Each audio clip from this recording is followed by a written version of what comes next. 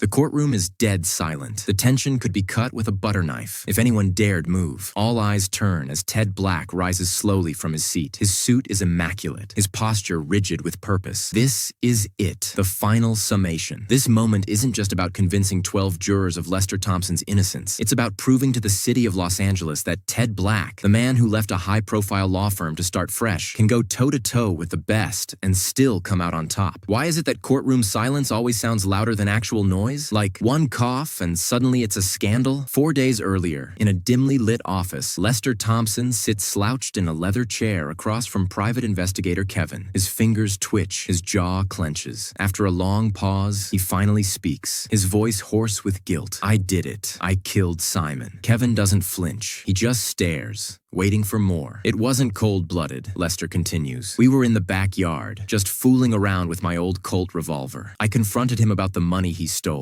and then out of nowhere, he pulled a gun. I panicked. We struggled. The gun went off. So your idea of hanging out is casually waving guns around? What happened to board games or, I don't know, just talking like normal people? But what makes things worse is what happened after. Instead of going to the police and telling the truth, Lester, fueled by panic and too many bad movie scripts, decides to lie. And not just any lie. He uses lines pulled straight from one of his own unproduced thrillers. When in doubt, just plagiarize yourself, right? The cops will totally believe that Oscar-worthy performance. Back in the courtroom, the prosecution brings out witness after witness like it's open mic night for anti-Lester testimonials. First, a catering staff member says she overheard Lester threatening Simon at a party. Then comes Simon's psychiatrist. Yes, apparently they can testify now, who says Simon was fearful for his life and definitely not suicidal. He'd even confessed about an affair with Lester's wife. Because nothing says plot twist like a therapist breaking HIPAA for dramatic effect. Ted's case is falling apart like a bad Jenga tower. Every brick the prosecution pulls makes it worse. With nowhere left to go, Ted makes a call he hoped he'd never have to. His old rival and former friend, Stuart Lane.